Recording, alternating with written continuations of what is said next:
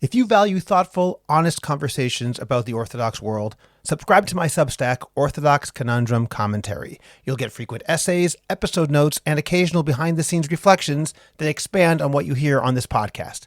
It's free to join, and if you choose a paid plan, you directly support independent Jewish media and help keep me producing these conversations. Paid subscribers to Orthodox Conundrum Commentary also get this episode ad-free with bonus content and early access. Take 10 seconds right now to search for Orthodox Conundrum Commentary on Substack and hit subscribe, or click on the link in the description of this podcast. Thank you for being part of this community and helping us grow. I also want to tell you about the latest episode of Intimate Judaism, the podcast I co-host with Tali Rosenbaum. Our newest episode is entitled Just Be Normal, Navigating Conflicts Between Desire, Intimacy, Identity, and Jewish Law, an Intimate Judaism Q&A. We answer real, honest questions people submitted about desire, restraint, emotional health, boundaries, and intimacy within Jewish life. We talk about challenges within marriage, questions of attraction, postpartum struggles, Shmirat Einayim, and how to approach sensitive issues without shame while staying firmly rooted in Jewish law. If you've ever felt torn between emotional reality and religious commitment, this episode will really speak to you. You can find Intimate Judaism wherever you get your podcasts, or just click on the link in the show notes.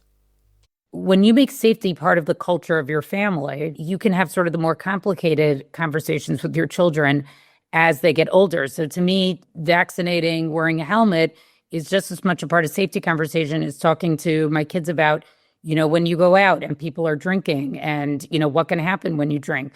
All of this is, and I think also really conveying to older kids that the more that you're out in the world, you really don't have control over what other people do.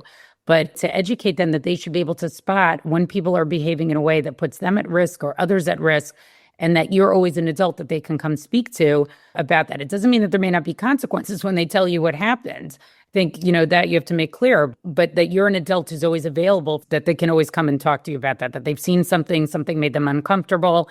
And that's why I think also conversations around safety have to start really, even before your child can speak, all the way through adulthood. I'm Scott Kahn, and this is the Orthodox Conundrum.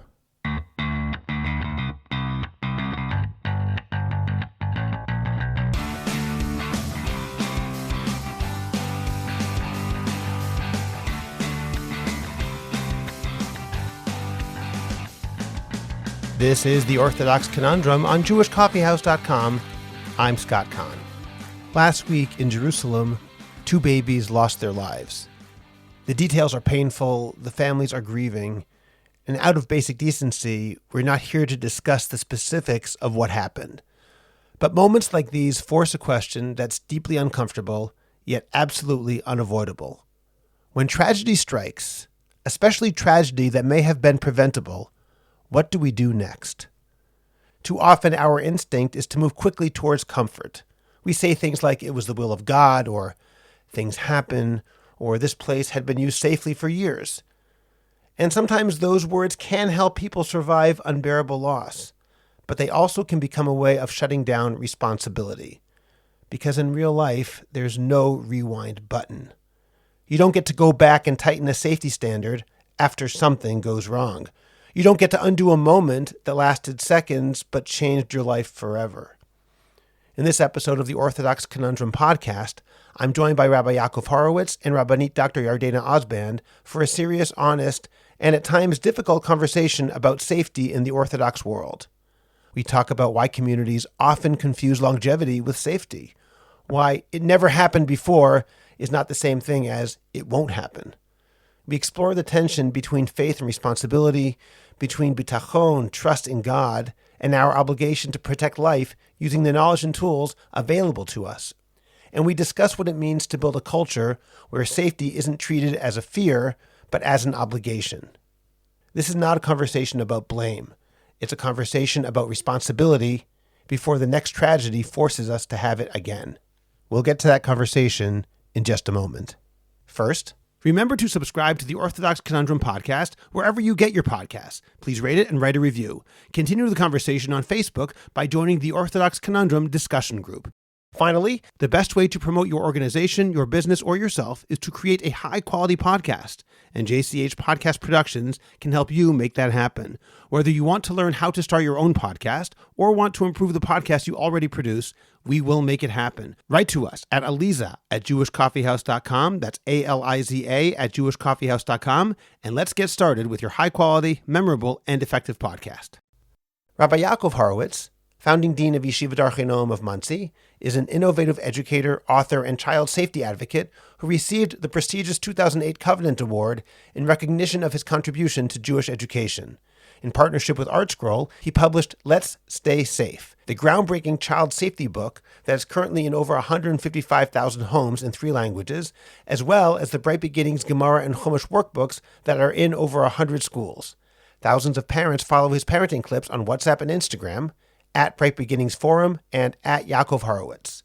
Rabbi Horowitz serves as senior family support mentor and educational consultant at Kesher Families.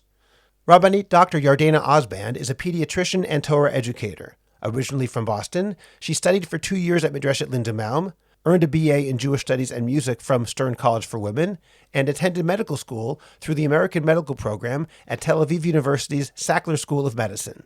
She completed her pediatric residency at Maria Ferreri Children's Hospital and is an assistant professor of pediatrics at New York Medical College. She has devoted her career to the health, safety, and well-being of children through clinical practice, medical education, and community engagement. Dr. Osband is a graduate of the first cohort of Or Torah Stone's International Halacha Scholars Program. She has taught in numerous schools and synagogues and is the co-host of the Daf Yomi podcast, Talking Talmud. Dr. Osband also serves on the boards of ORA, the Organization for the Resolution of Agunot, the Aden Center, the Orthodox Leadership Project, and the Jordan River Village. Together with her family, she helped establish the Dr. Michael E. Osband Gift of Life Senior Swab Program, which promotes bone marrow donor registration among young high school seniors and has facilitated over 160 life-saving transplants. Dr. Osband made Aliyah in 2021 and lives in Modi'in with her family. Rabbi Yakov Horowitz and Rabbanit Dr. Yardena Osband, thank you for joining me today on the Orthodox Conundrum podcast.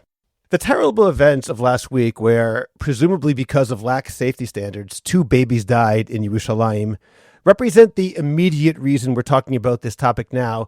And we're not going to speak about the specifics of that case, but about safety in general and how we can try to make it a greater priority in the wider Orthodox world. When we do learn of tragedies like that one, or for example, the awful crowd crush on Lag BaOmer and Meron in 2021, where 45 people died, 150 injured, what do you think are the first conversations that we hear in the community?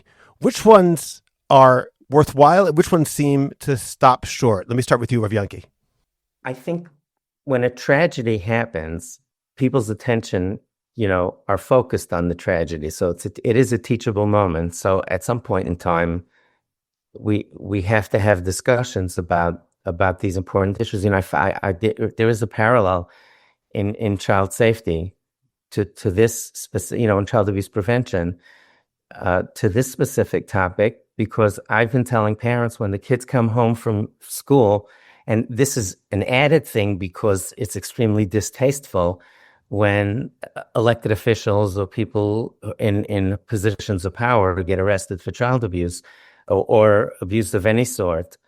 People tend to be squeamish and hope their kids don't bring it up.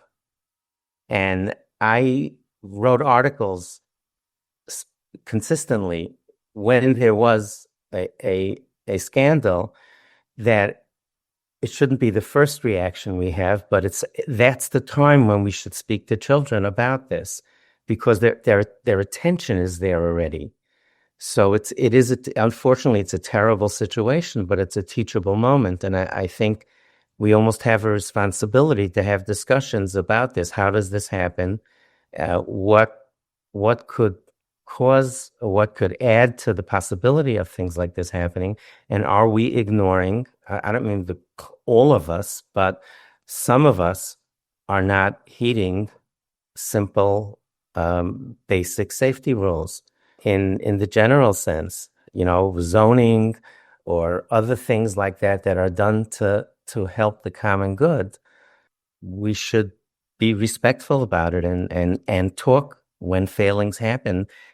again, it should not be the first words out of our mouth, but sometime the next day or two or three or four, that's really, I find that that's the best time to get those messages across. Okay, Yardena? I agree with Rabbi Yankee that I think these are opportunities to talk to our children because our children hear everything today. It's very hard to keep our kids bubbled, and they may have questions. And actually, from a pediatrician point of view, actually bringing it up with children. I've had this with some of my children when they were younger, and I have a younger daughter now, where you say to them, something happened. And I say, what did you hear about this? What do you know about this? And you sometimes would be very surprised if they know a lot more than you know. So I think that is an appropriate response, is to explore with your children what exactly they've heard. I think what I think the Orthodox community specifically struggles with is that, we want to have this belief that everything is for the good and that somehow God is sort of involved in what we do and the outcome that happens in this world, right? That it's God's will. And so I think that sort of becomes some of the issue around some of these safety concerns, because if we want to have sort of a philosophical viewpoint that everything is from God, right? Then, when sort of very obvious safety things were ignored or not listened to, where does that fit in? So, I can tell you, I have really been watching with and reading with much horror about what's happening in Israel right now with the measles outbreak, and that we've really, that 12 children have died of measles in 2026 is just, it's totally unbelievable. And, what I keep thinking about is that, we have a specific mitzvah in the Torah, in Devarim, I believe it's in Perek Chafet, that specifically says that you're supposed to make a fence, around any, or build a protective barrier around any area in a home that's dangerous, like a roof. And not only are you supposed to do that, you're also supposed to make a bracha when you do that. And, so preventative safety, it's a mitzvah in the Torah. And so, how do we get the community to sort of see, yes, you can say everything is from Hashem and the will of Hashem, but yet we're still human beings who live in the world with natural law. And we have to follow things to prevent that, bad outcomes don't happen. So, when some of the, tragedies that you mentioned that involve crowd control, things like, vaccine preventable diseases, I think to say that, this is God's will, I understand where that can be comforting for families directly involved in the tragedy, but it really behooves us as a community to think about what are the things, the attitudes that we have that could have maybe prevented something from happening this. And certainly we have an obligation to prevent them from happening again in the future. I want to add something to what you just said, Yardena, to complement it, something I've been thinking about and even writing about over the past couple of days. In Brachot, page 60b, Daf Samach Amud Bet, I believe it says there that Rabbi Akiva always used to say that a person should accustom himself to say, Kol ma da'abad Rahman elatav abad. Everything that God does is for the good. And then he gives an example where he was traveling, without getting into the whole story, but all the things that happened that protected him were all done by God. In other words, it wasn't that he was being negligent, and then as a result of his being negligent, God took care of it anyway, and it was for the good. It was that he had a donkey, a chicken, or a rooster, and a candle, and they all were killed or blown out over the course of the night, which ended up saving his life. But it wasn't that he wasn't being careful and God somehow miraculously protected him. All the things that happened, they were God's doing it. It doesn't say, therefore, ignore safety protocols. That's the opposite. It's anything God does is for the best. That doesn't mean that you have no responsibility whatsoever. And to that, I'd like to add that idea that I think Gamzu Latova, which is also that same idea, this is also for the good. I look at that as an eschatological idea. Yes, in the ultimate future, as the Ramchal says, we'll see how things were good. Fine. That has nothing to do with our responsibility in Olam Hazeh, in this world, in a pre-messianic future, to say that we have a direct responsibility. And I think that's an absolutely crucial distinction. And when people, as we've heard over the past few days, have said, this was the will of God, and I heard people say that about Meron as well. In fact, Aryeh Deri, who had said, yes, no crowd control, and he later on said, this was the will of God.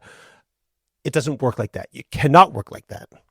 I spent a lot of time 10, 15 years ago trying to figure out why we're having such a hard time convincing parents that there's a child abuse issue. Okay, when people ask me, what are the rates of child abuse in our community? And I said, it's the same as I said in the 90s when I was dealing with teens at risk and said about substance abuse. I think it's the same as the general population. a couple of points up, a couple of percentage points down, but it's within that range, which is frightening to people because you look at the numbers in the general population. And I was trying to think, like, what can I tell people that will help them understand that we're not exempt from the world's issues? So I saw some stunning research. There's a concept called the just world hypothesis, that we want to believe that the world is a good place. And we want to believe in a good place, an abuser would get hit by lightning on the spot, right? So there's a cognitive dissonance there. We believe the world's a good place. If that's the case, then why are people allowed to do this to children? And I saw some stunning research that among faith-based communities, people of faith, the just world hypothesis is more pronounced.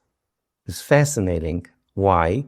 Because a person who doesn't believe in God will say stuff happens, right? So it's not a just world in certain things. But we who believe that Hashem runs the world, and people in other faiths who believe that the world is not random, but it's governed, therefore it becomes harder to imagine that this could possibly be.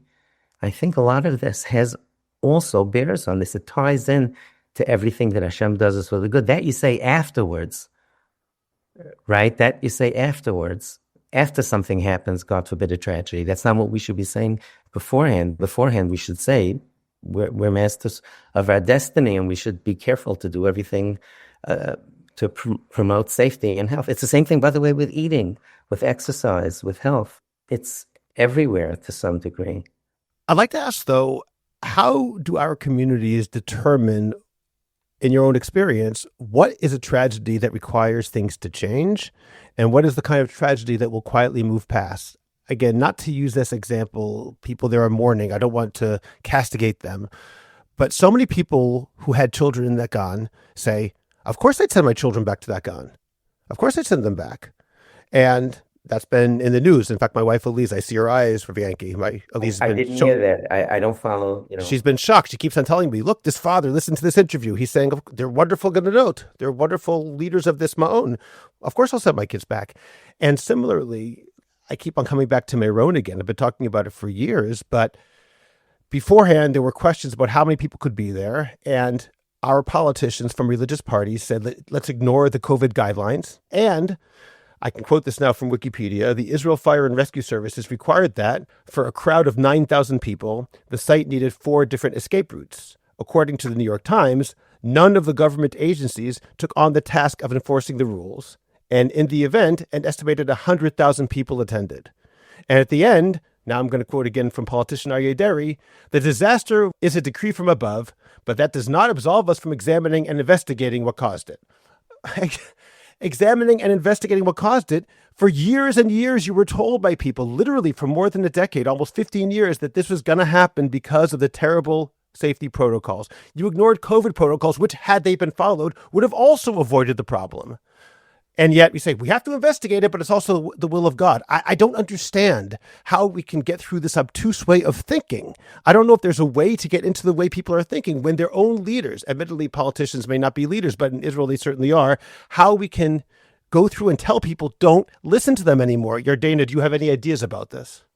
So I think part of the problem, and this definitely, I see this more in, let's say, the more traditional Haredi world, is that there isn't an understanding, I think, of some basic child safety, and also that these things are scientific. In other words, that there is research that goes behind this. There are pediatricians and scientists who spend years, decades studying. So, a very easy example I could give you is we were probably all the generation that our mothers and our fathers all slept us on our stomach, right? If you were a baby, you were put on your stomach. And then the research came out that actually, to prevent sudden infant death syndrome, one way to, not the only way, but one way to decrease the risk of that is to put babies to sleep on their back. And, still today, I will get mothers who come in, young mothers, and, there's a grandmother, there's a great aunt, there's somebody else who that's not the way that they did it. And it's, and they say, well, look, nothing happened to any of my babies. So, obviously the doctor's not right or the science isn't right. So I think that that's one issue, is that people think some of these things are like preferences or, sort of advice, and they don't understand that they're actually rigorously studied. And I think the piece of that is that since COVID, especially, we've seen that there's really been sort of a drop in, let's say, people's confidence in physicians and science. I think what's happening in America now with the vaccine schedule is an excellent example of that. And, for a layperson to really understand, what does it mean that the United States, the CDC just changed their vaccine schedule, and now vaccines that my child got in the past are not required? Well, I could do a whole podcast with you just on that topic and how it's based on the Denmark schedule and why they chose the Denmark schedule and how that isn't a good way to parallel to the United States. But, I think that is part of it, is that people don't understand that when the pediatrician or a community educator, whatever the topic is, often these things are actually scientific and studied. And then the second is, I think that there is an issue that, we have developed much more of a society that centers around what we're going to call Das Torah, which is the idea that somehow a rabbi is all-knowing, knows the answers to everything. And, I'm sure there are people who may complain when I say this out loud, but they don't know the science. And so, when I see the thing with the measles and people tell me, oh, well, Tipat Chalav doesn't have enough appointments and people have large families and they can't get there. You're not seeing this around other issues. Like, they're not going to the army because they're told not to go to the army. So there's obviously not a strong enough voice that's saying vaccinating your children is important, because that's the way that community works. Now, I'm not saying that that's how it should work, because I think it actually takes away from parents making their own informed choices because they're looking to an authority who might not be the expert in that. But my point is that I think when we talk about parents who say, the daycare was good, yeah, because her sister sent her kids there and her cousin sent her kids there and her neighbor sent her kids there. So it's a good daycare, right? All those people want the best for their children. 100% that's what they want. So to me, I think actually a lot of the education has to come from the leaders, right, to the leaders, because if it's an authority-based community, that's who we really have to be reaching to. And it's not just things like vaccines and safe daycare. I mean, it's lack of seatbelts, not being in car seats, not wearing helmets. And this goes through all communities. I mean, you can ask my own children. I call parents if I see their kids on the street not wearing helmets. I have pulled over to cars if I see kids not wearing seatbelts. My kids, it drives them crazy. But, people just have this attitude. It's not going to happen to me. I'm driving 2 blocks. It's just around the corner. And, we actually know that most accidents happen closest to home. So I think that's kind of the tension. It's not really understanding that a lot of this is science-based. And then it's a question of who does our community really consider to be an authority? And if that authority is not familiar with that literature or that body of science, they're not going to tackle it as, something that's actually that actually needs to be brought to the community's attention and to be educated on. Just before I get to you, Rav, I want to say one thing that I mentioned to both of you before we went on the air, that years ago, Aliza and I were in an infant CPR course, which also dealt with other safety measures. I just want to say what I told you because I think it's an important line, which I've quoted many times. The instructor said, if you're going on an errand with your young child to the makolet, to the grocery store, and you're taking a cab, you must take your car seat with you.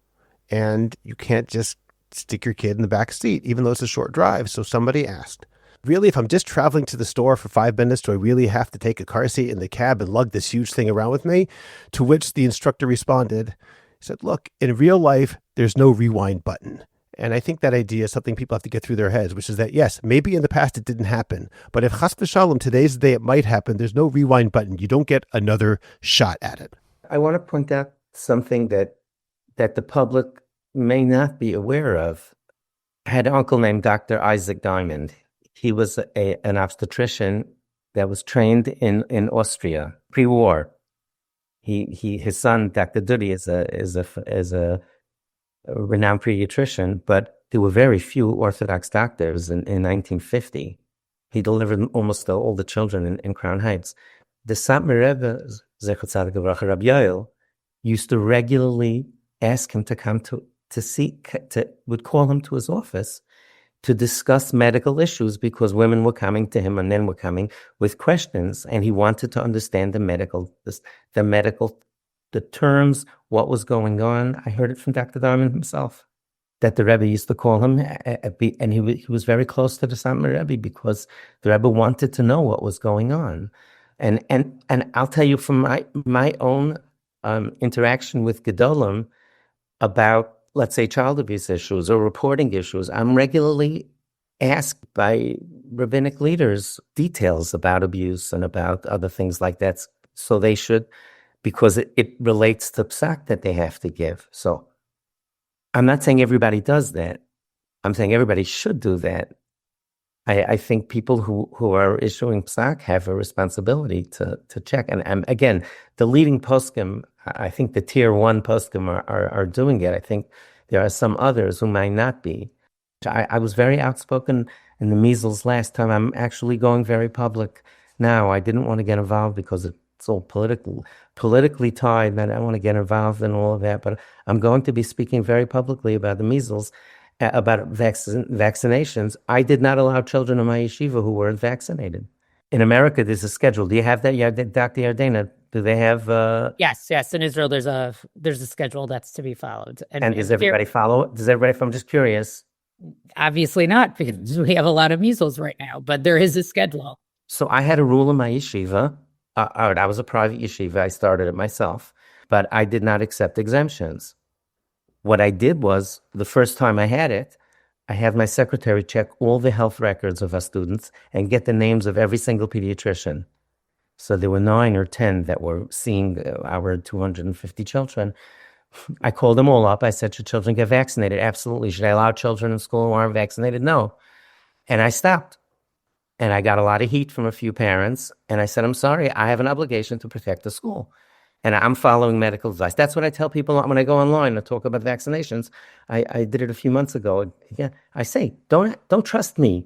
Go to your pediatrician, whoever, or any medical doctor that you would go to if you had a real health emergency, and ask them if you should get vaccinated or not. Don't ask your political people, and don't ask people like me. I don't know. I follow and trust the advice of medical professionals. I want to push back on one thing. When you say that our Gedolim need to have the information in order to give psak, of course that's true. But my question is this. I'm kind of echoing what Yardena said before, in the sense that I think sometimes there's a problem in that rabbis will be answering questions which are not theirs to answer. If it's psak, of course, psak is one thing. But when someone comes to, for example, a rabbi and says, should I have surgery or not? It's not a psak issue. It's a medical advice issue. Even if the rabbi then asks a doctor who says, yes, you should have surgery, or no, you should not have surgery. That shouldn't even be the answer, in my opinion. I would think that the answer should be, I am not qualified to answer that question. Go to your doctor. So I think on some level, it's not only psak. We have to also allow rabbis or convince them to say, know when you don't know enough to give an answer. I wrote an article in the Jewish Observer 20 plus years ago, called Answers About Questions. Rav Scott, I'll be glad to forward it to you. You can send it out with your podcast. Put a link to it if you'd like. It was specifically about Das Torah, posing questions to Gedolim. And one of the things that I wrote there is that you have to distinguish between a psak, as you said, Scott, right? A rabbinic ruling, an eitzah, advice, right? That they're two separate things, and a bracha.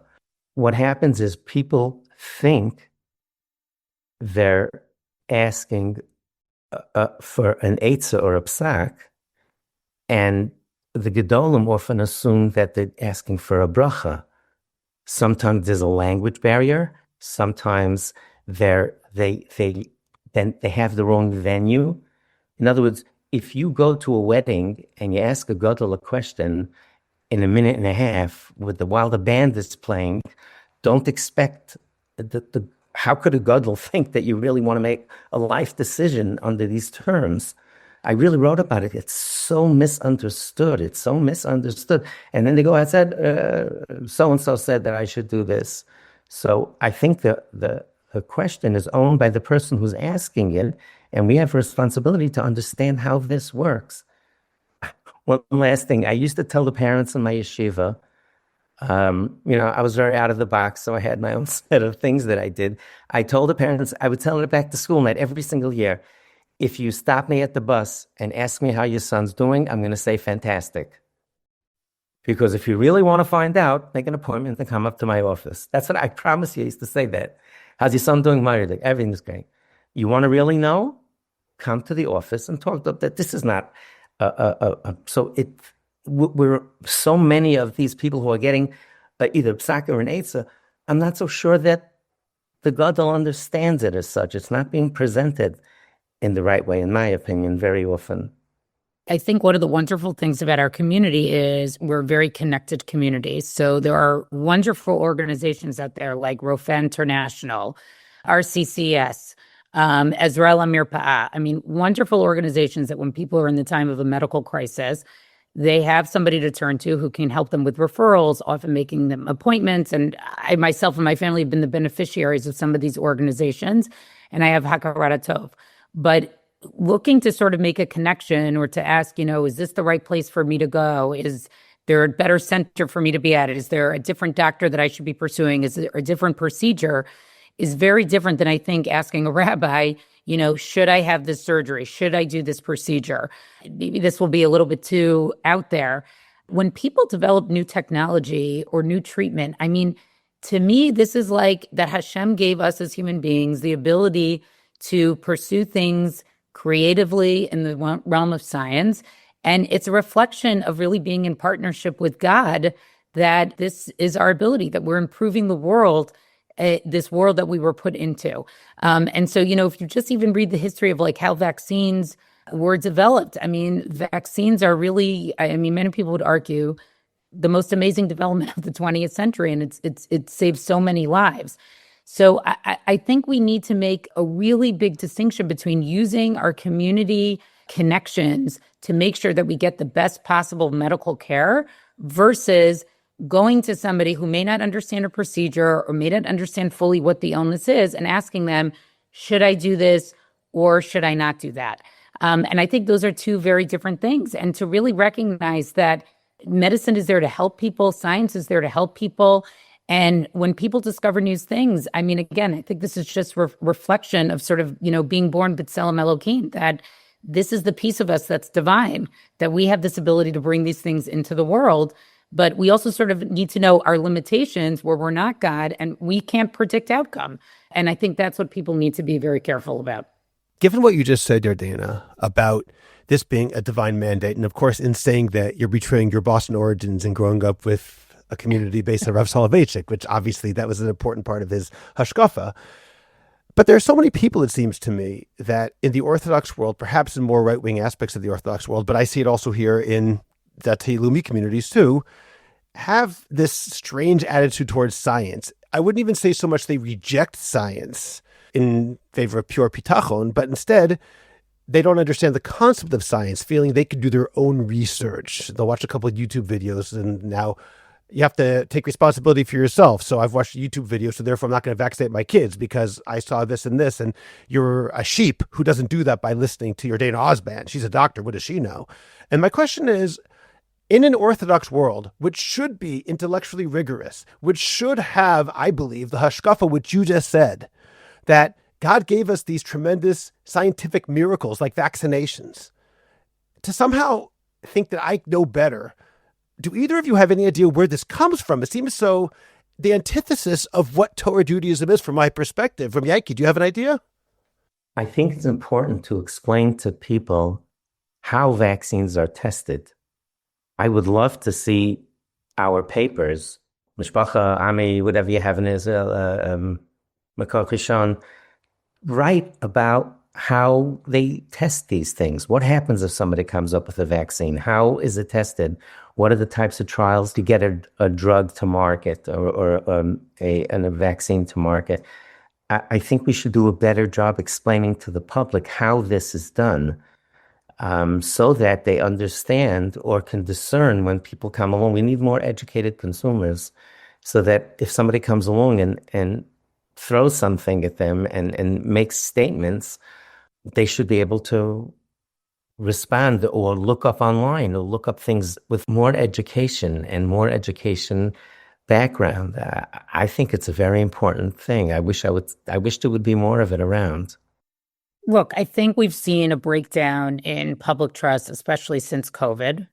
And, I will be the first to say that I think, there were mistakes made, especially around possibly, what happened in schools and not having school and masking. I think what people don't understand is that, this is some of the scientific process is we make a hypothesis and we test it out. And sometimes we find out that, our thoughts about it were wrong. And there's many areas of medicine, which the public is not aware of, where we did things one way and now we do them another way. The example I gave is, the way that we, babies are, do you sleep a baby on their stomach or do you sleep them on their back? So I think COVID, where we sort of saw science unfolding in real time, plus you now have that everything is, you can find everything on Google. Well, find everything on Google. But even within scientific literature, even doctors, scientists understand, some medical journals are better than other medical journals. And there's, a different significance if something's published in, let's say, the New England Journal of Medicine versus something else. And, again, to bring this back to child safety, I think, to me, the concern is that we just have an uneducated public who doesn't understand that, many accidents are actually preventable. There's science to back that up. And it's really just about educating people about basic safety and how to do things safely. And people are just, unaware. They think of it as advice. And I think also, in general, we're just seeing such a breakdown in people's respect towards authority that, it's almost like there's just been a perfect storm, unfolding before all of us. And what you say in terms of a scientific method where people don't realize it's a matter of trial and error as well. I remember one story reading the autobiography of C. Everett Koop, the former Surgeon General of the United States. And he had been a surgeon in his former life. And he had said that when penicillin first came out, of course, it was a miracle drug. And at one point, I think he did an operation on a pulmonary embolism. Dr. Ordeno, you'll know better than I do if I'm saying this incorrectly. But if I get the medical details wrong, just let me know. He did an operation and it was successful. And he saved the guy's life.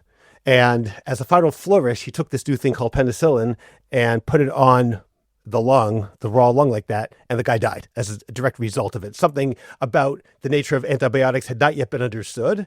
And of course, things like that, we don't therefore say, oh, therefore penicillin is a dangerous drug. You just have to learn how to use it properly. And that's just an example for me personally where, yes, that was the incorrect usage because we didn't know yet. Science is by definition a type of trial and error. People are going to die, but that does not mean the entire enterprise is inherently flawed by definition.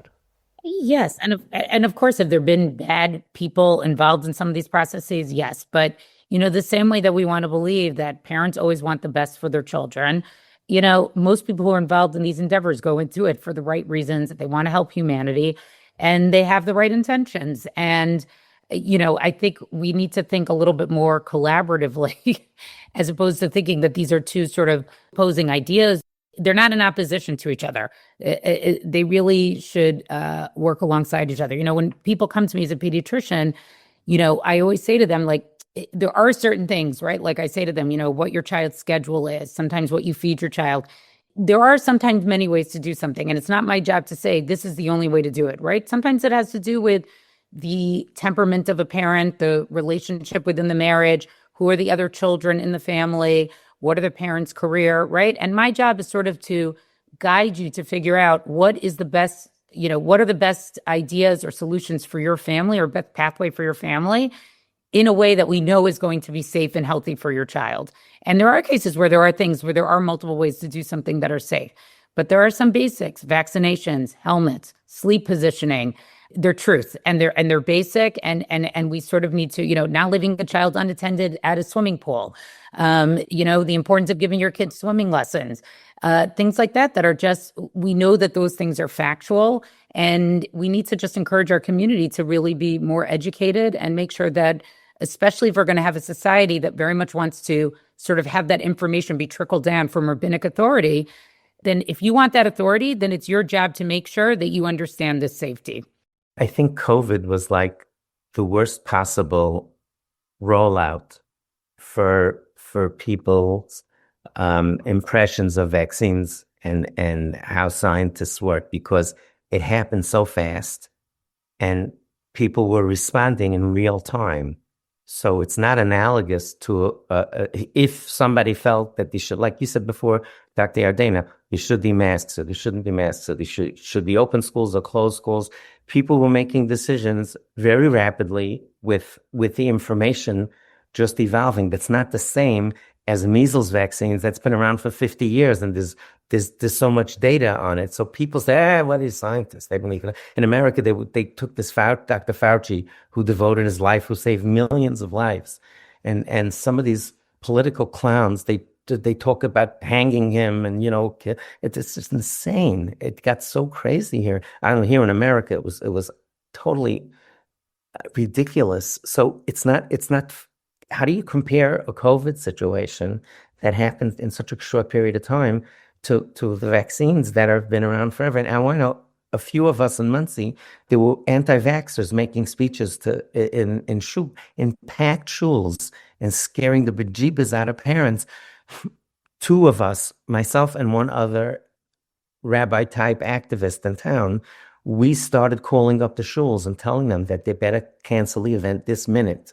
And thank God we stopped them. Some of the guys who were going around to the shuls are on the commission now in America that strip the vaccines. It's very frightening. I'm really afraid of a total outbreak with measles and other things. And Rabbi, I'm just going to correct you on one thing. The measles vaccine has been around for over 60 years. You can use that to back yourself up. Thank you. Even more. Okay. I'm 66. I remember it as a kid. Right, but in other words, you have so much data on this. So they made a mistake. They tried to figure it out. They thought it was helpful to shut down schools. Okay, it's a mistake. It's not the same as saying that everything that doctors do is phony, you see, because they said that they shouldn't close schools. There are so many examples where I believe that we have the wrong idea, and someone will then pen it on a particular rabbi. Let me give you an example I once heard from Rabbi Pesach Krohn. It was on a tape. It was a long time ago because we still had tapes back then. And he was talking about how to tell a good story. And his example of not a good story to tell was an old story for Moshe Feinstein's Zatzal. Moshe Feinstein, apparently in the 1950s, was driven by one particular person. And this person had been in a car accident and then put seatbelts into his car before they were common, before people really cared about seatbelts.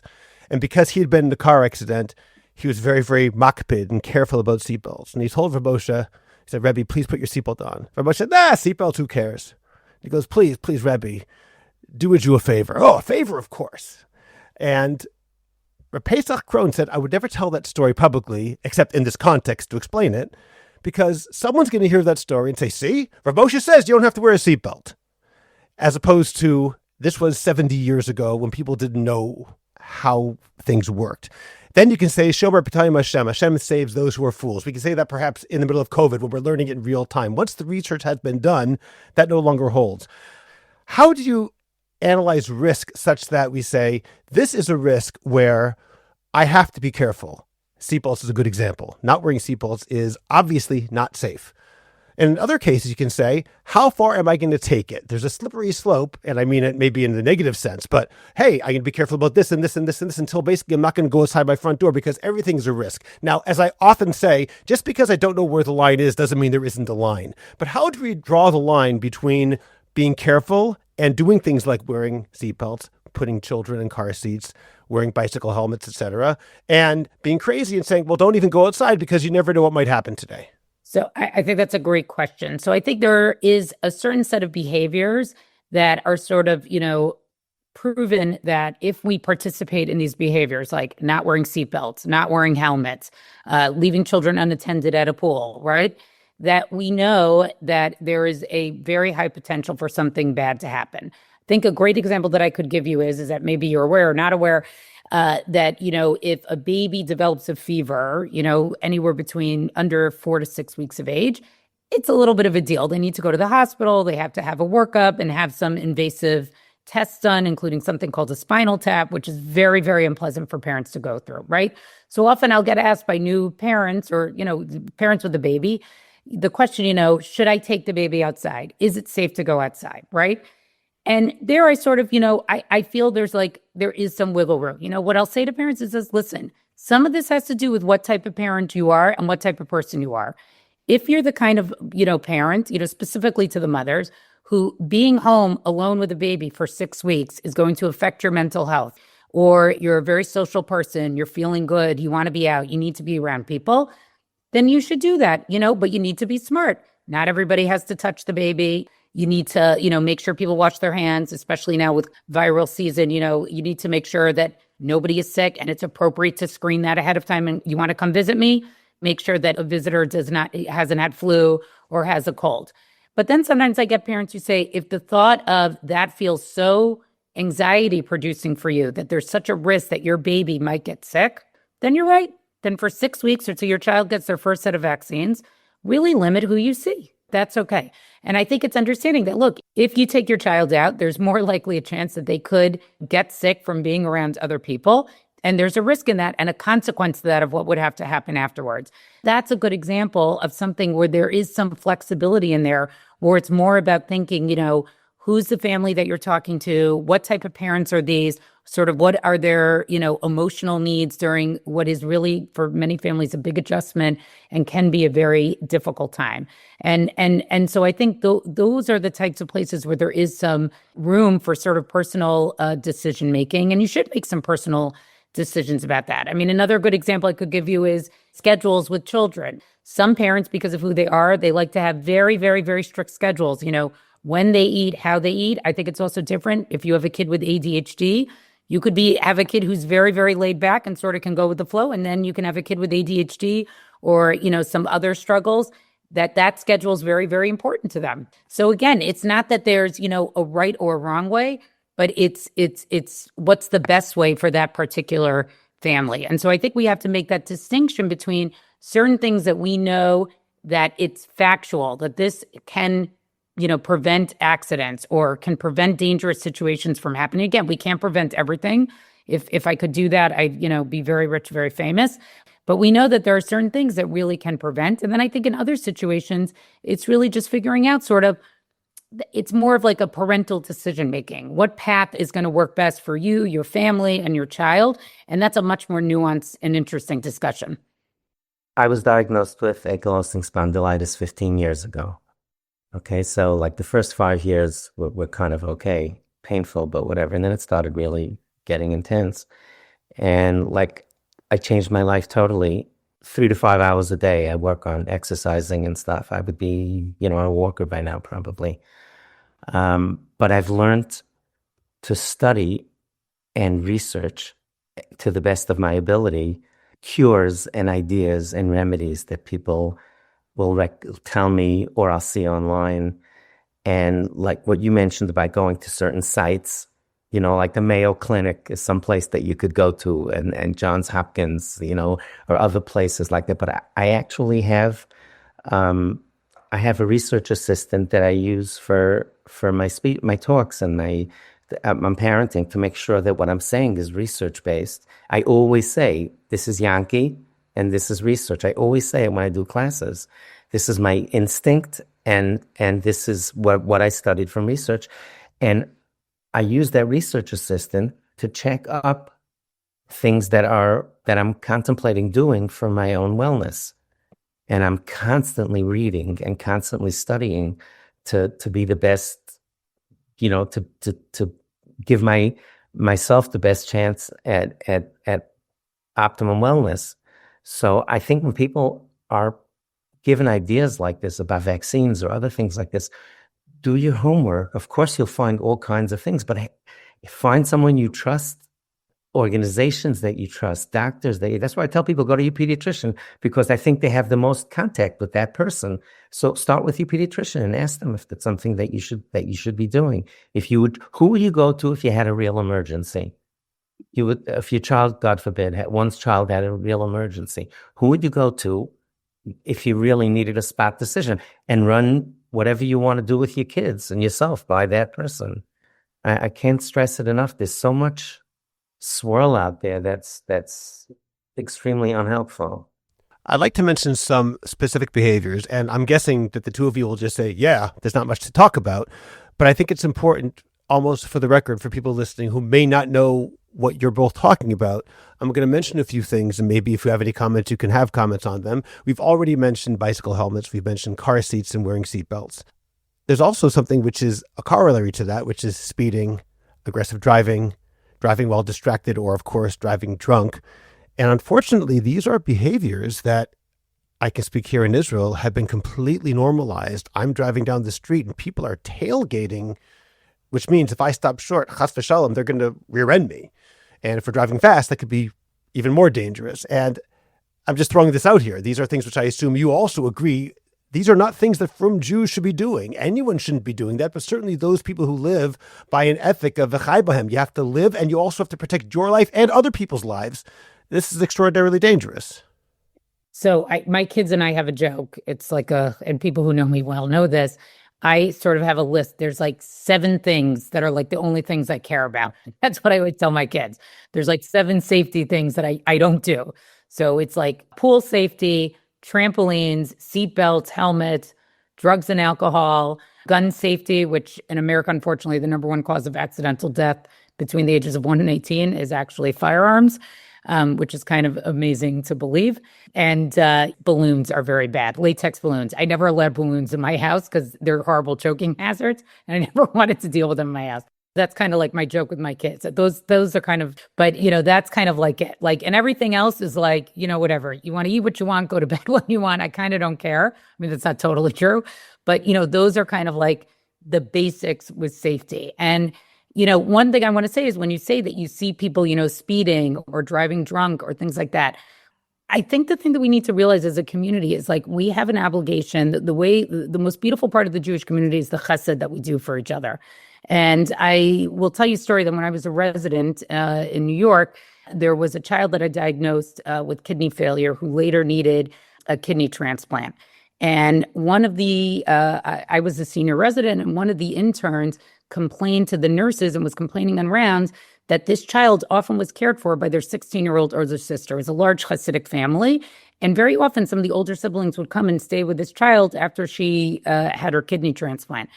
And I remember this non-Jewish nurse came into while we were rounding and discussing, some things with patients. And she said, don't ever say that about these families. These families take care of their children like nobody else. And their community does for each other like nobody else. And I think that's really the attitude that we have to have. We take care of each other. The chesed, right? Mika Amcha Yisrael. We do chesed like nobody else does. So there's a chesed in making sure that our other people's children are safe, okay? So I sometimes can get away with it. I've been to kiddushes where I've seen a 2-year-old eating something that's a choking hazard, and I've walked over to the mother, and I say, really, this is making me very nervous. I don't want to have to help you this Shabbos. Is it okay if I take this away from your child, okay?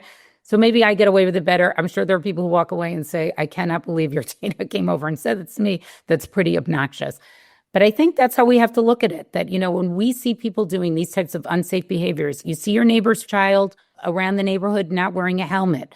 When your children start to drive, really speaking to them about which of their friends they feel comfortable to be in a car with and which of their friends they don't. And every time they leave the house that you say to them, I want to make sure nobody's texting in the car, that your phones are away, that, not even just the driver, really, that phones should really be away. Nobody's looking at things or reading things.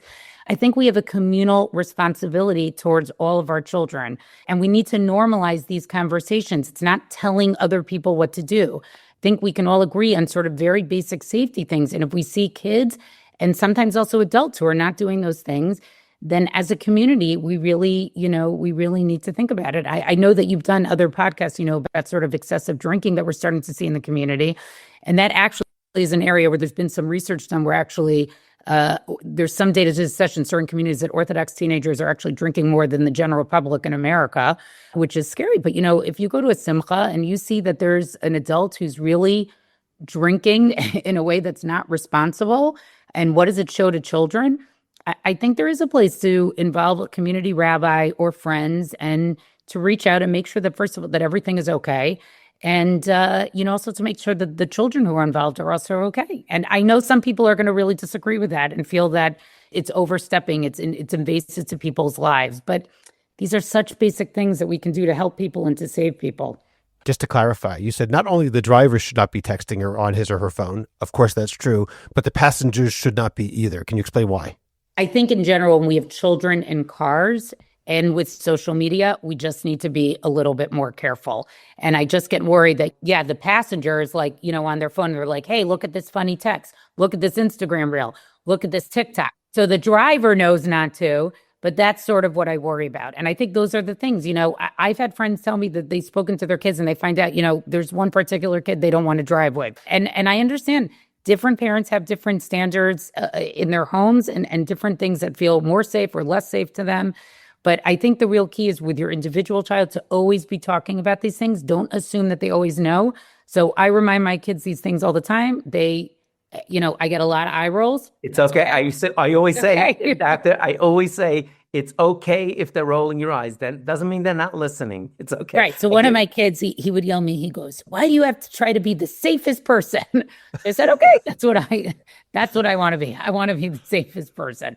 So that's okay. I'm okay with that. If that's your accusation and that's what we're going to go to therapy over for me, you can go to therapy for that. I really don't care. Are you offering to pay for it? Yeah, and I said I'll pay for it. Exactly. There you go. One thing that I've been trying to work on lately in America, at least, if anybody wants to make the flyers in Hebrew, let me know. I've been encouraging schools in terms of child abuse prevention to post a simple sign in the shul. We're a child-friendly shul.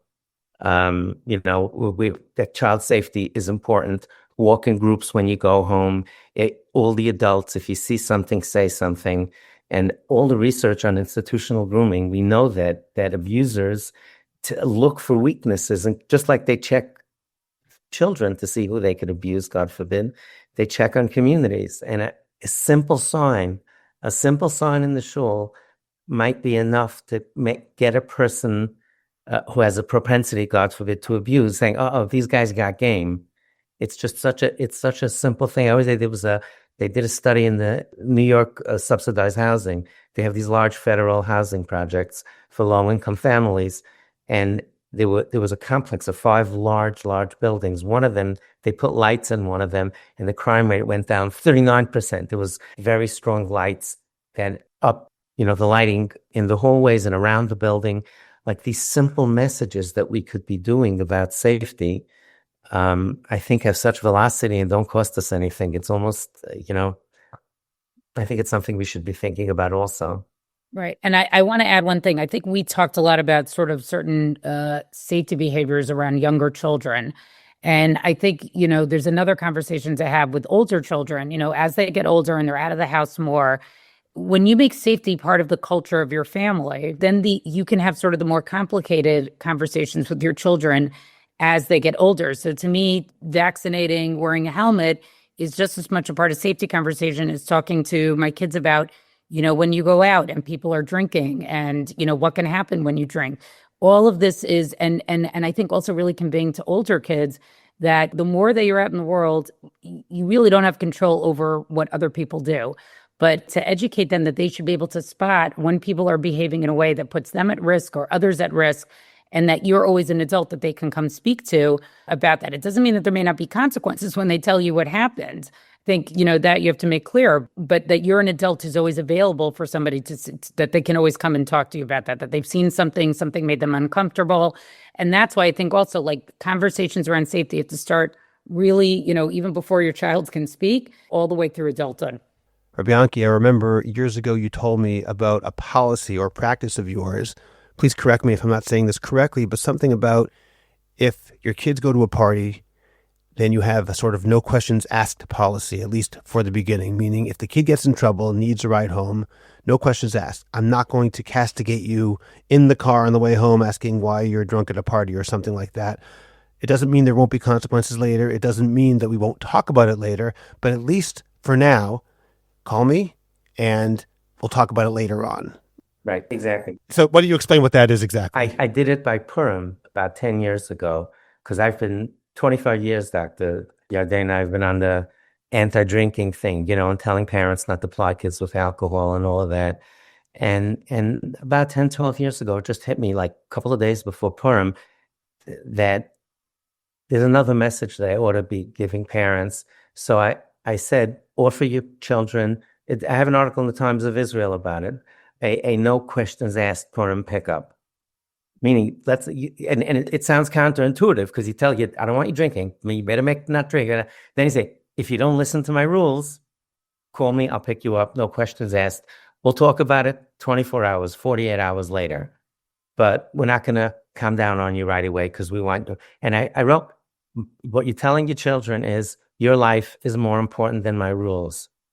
And if you break our rules, I think it's such an important thing for parents to tell the children, you know what we want you to do and what we don't want you to do. But if you, God forbid, if you're drunk, I know kids who lost their lives because they were in situations like this. They were drunk, roaring drunk, and like that half hour before they totally lose it, they love to get back home because they're afraid. Like they start feeling disoriented and they're afraid to. So they have to wait 6 hours. Where do they go? They sleep on somebody's lawn.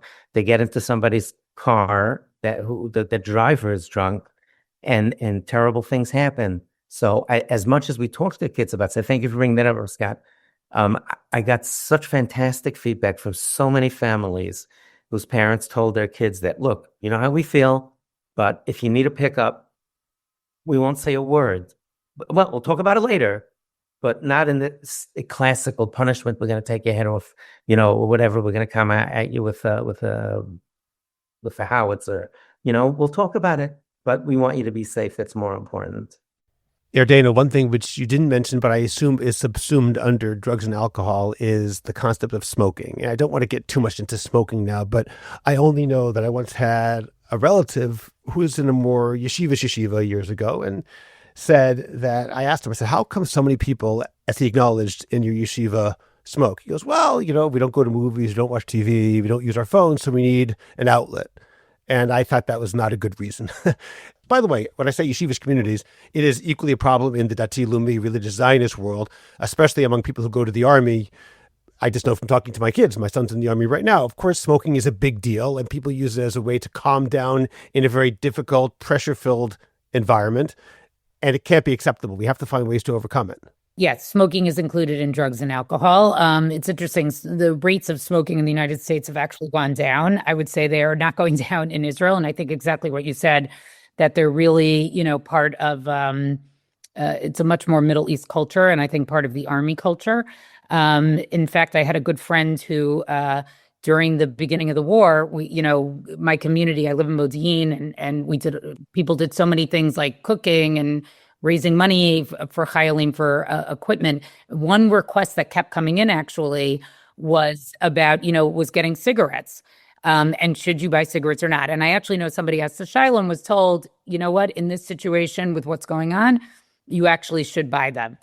I felt mixed about that. I think that gets into an interesting discussion like psak. What is psak and what isn't psak, right? In other words, that's something that we actually ask a Rav. Look, I think all of us as human beings like to have outlets, right? And so I always looked at like smoking, particularly when we do see it a little bit more in the Haredi and Yeshivish world. I think it plays a little bit of a different role in the army culturally, right? There, it's a little bit more about calming your nerves.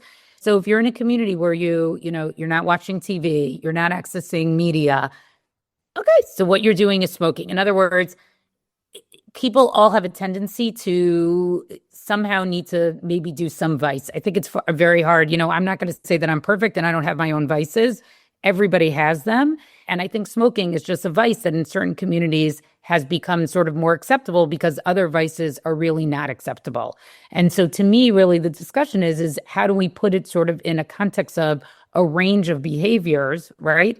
That, are not safe. And look, when kids start smoking, I used to have this conversation in my office in the States in particular, where I worked with a population where there was a lot of smoking parents. And I always would say to them, I say, listen, I am not here to tell you that smoking is bad. I said, when you started smoking, you were 13, 14 years old. And now you're a 30-something-year-old adult who's smoking and probably is very embarrassed about it and feels very bad about it. And most of them would nod their head and say, yes, they all know that smoking is bad for them, right? But, I said, my job is to give you the resources to figure out how do you want to quit if you want to quit, and to understand that cigarettes are made in a way that chemically it is difficult for you to quit. It's made to be addictive so that you will go back and buy. I think the difference in the, let's say, more right-wing communities is I think that education that cigarette smoking is bad to begin with, that doesn't exist, right? So, Scott, I would say that I think many of the soldiers who smoke in the army, a lot of them will tell you this, they're able to do it. It's like something they do in the army, but when they go home, they would never pick a cigarette up, right? It's like army activity. They understand that it's bad. But I think there is a segment of the Jewish community. I mean, look, we know there are Rosh Yeshiva who smoke. We've seen it. And, it's really, that is a good example of like just a lack of education around a particular issue that we know is unsafe. I think it's kind of become an acceptable vice as opposed to some other things. And it's really on us to educate people that that's a very dangerous thing to do. And I wish that there would be more sports that children, including the Haredi community, would be more inclined to participate in athletics and sports, even walking.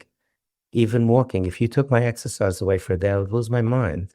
All right, now I'm in a rigorous thing because of my AS, but I always exercised all my life, and I never even dreamed of picking up a cigarette because I was on the varsity basketball team in camp, and I didn't want to lose my spot. I'm going to start coughing. I'm serious. Like, I was always mindful. I didn't even think of picking up a cigarette or drinking when I was a kid because I was in athletics. I just didn't. I think the kids need more hobbies. When people tell me, I wrote an article many years ago called "Did You Ever Hear of a Basketball?"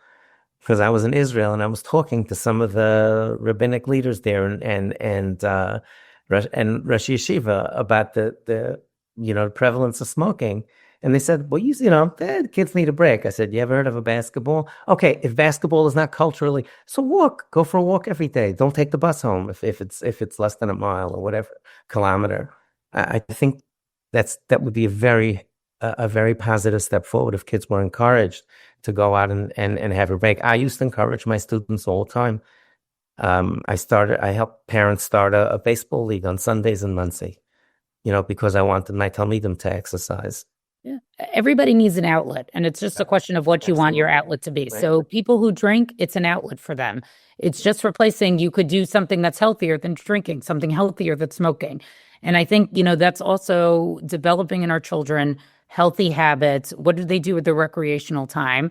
You can make healthy choices and you can make unhealthy choices. And Rabbi Yanke, I think that's a wonderful example, that it's not meaning that your kid has to be in an expensive league that costs money to participate, but it's really giving your kids structured time, that every yeshiva has to have recess. I don't take an elevator. I don't take an elevator less than 6 floors. And I don't take a car less than half a mile. Never, ever, ever. So that's just something that I just did for my own life. Oh, my father died when I was 3. He died of a heart attack. By the way, they didn't know smoking wasn't healthy. He did smoke, but it was in the 60s. They didn't even have research that people thought it was healthy for digestion and stuff. But I think a lot of problems in terms of wellness would diminish if the kids had healthier outlets. It's something I think the community should be mindful of that. I just want to add that I think this is something where rabbinic leaders can set an example, and I think too seldom do they do so. I had Rav Yitzchak Shurin on my podcast maybe a year and a half ago. He's Rav Yakov Kamenetsky Zatzal's grandson, and he used to tell stories about going up to the Catskills in the summer with the various Gedolim and say, this one swam with his guys, this one played baseball with his, this one played basketball with his. And forget the fact that there wasn't that same distance we often see, and they were able to have that fun time with them, but it's setting the example that you're talking about now, Rabbi Yanke. That example that exercise is important, and this is a good thing to do, and it's not holier not to swim. That's not the case. Swimming with your students is a good thing, and I hope that we can try and do that ourselves when we have our own leaders who don't see themselves as above the fray, but instead, no, I walk every day. No, I swim. No, I play basketball or whatever. Rabbi Yakov Kamenetsky used to swim in camp when he was up in the Catskills every single day. I know, but in Beis Shraga, that was the camp, the learning camp for Tarvadas. He was to go to the pool every single day and swim. And he wasn't a young man at the time. Okay, we're coming to the close of our conversation today. There's obviously a lot more to say, and I think we also planted the seeds for future conversations too. But as a concluding idea, let me ask each of you, if parents listening want to make 1 or 2 meaningful changes in the way that they're thinking about their children, the way that trying to raise their children, the way that they're interacting with the universe, such that life will be safer. We started this conversation talking about that terrible tragedy with those babies who died because people thought it's not going to happen, it's fine. They sort of kicked the can down. Or Meron, where for years and years people have been warning about this and it never happened until, of course, that it did. Can you suggest some meaningful change that people can do to try to avoid this kind of mistaken thinking, which is so naturally human, but so dangerous? Look, I think most parents actually have very good instincts and you know your child well. And I want to leave sort of like with a message of empowerment, right? You know your child best than anybody else. But I think don't assume just because somebody else is doing something or something is communally accepted as an activity that it automatically is the safest and best thing for your child. And if you have any doubts or questions, you should go with your gut about those things. And I think often, in a community where we do a lot of things, as group activity, we sort of sometimes don't question. We just assume, I'm sending my kid to summer camp. We're going on this field trip. It must be safe.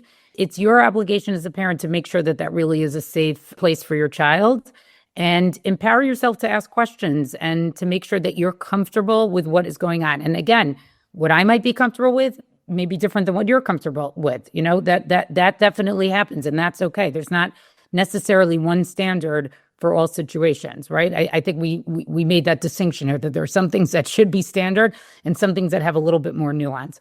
But I think where I would want to end is that be an empowered parent, and it's your right to ask questions. You should ask questions. And I think modeling that for your children, and your children will eye roll you and will be upset about it. But you're communicating to your children that they are your priority, and the health and safety of your family is what your goal is, and it's what you want to protect.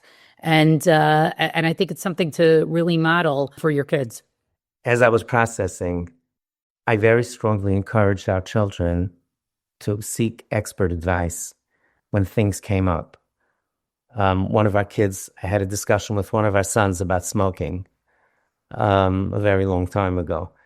Oh, come on, it's not addictive. Anybody can stop at any time. So I had access to Dr. Tversky, Dr. Abraham Tversky. He mentored me so much when I was working with things I knew nothing about. So I told my son, you want to come over to Dr. Tversky? So we drove over. I called up Dr. Tversky. I said, Rav Shia, can I have 10 minutes, please? And I went with my son. And my son started, how do you know, what's an addiction? How do you know the addiction? Dr. Tversky answered him in 3 minutes, like so hell. And I thought it was great modeling for him that go to somebody who's an expert. Go talk it over with other people. So, Dr. Yardena, you're a pediatrician. I think if parents are dealing with their children and drinking or other vices or other things like that, or just talking about their own health, go to Dr. Yardena. I'm saying, go to somebody you trust. I mean, that's advice that I would give to parents. It could be other things also. If they made some money in camp and they want to spend it all or wish they put it, go to somebody who's a financial planner. I did that with our kids also. Just go to people who have expertise in the field. Doesn't mean they know everything.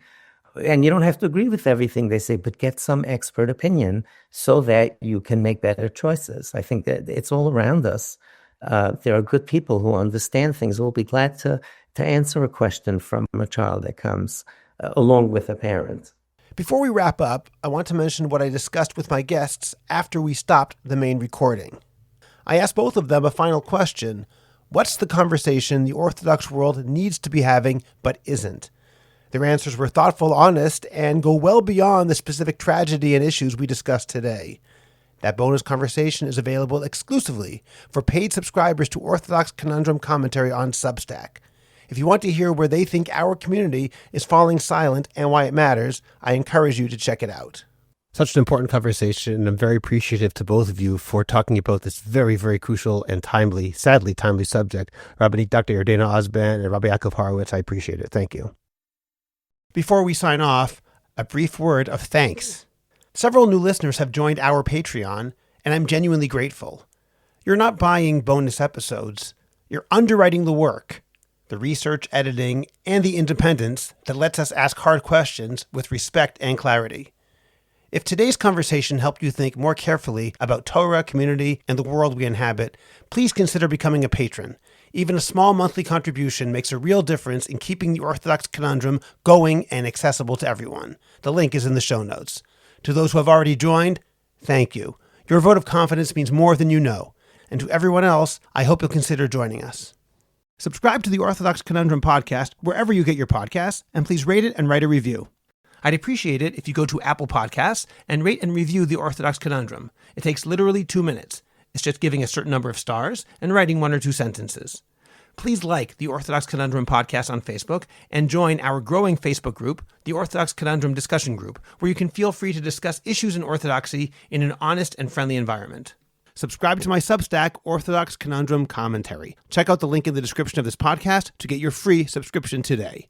Finally, do you have a message that needs to get out? Do you want to promote your business, your organization, or your cause? The best way is by producing a podcast, and Jewish Coffee House can make it happen.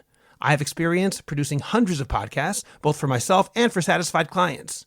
Whether you want to learn everything you need in one day, or relax and record and let me do the heavy lifting, Jewish Coffee House Productions will work with you to make it happen and make it even better than you imagined. Let me help you today. Write to us at aliza@jewishcoffeehouse.com. That's ALIZA @jewishcoffeehouse.com. And let's get started with your high-quality, memorable, and effective podcast. I'm Scott Kahn. This has been the Orthodox Conundrum on jewishcoffeehouse.com.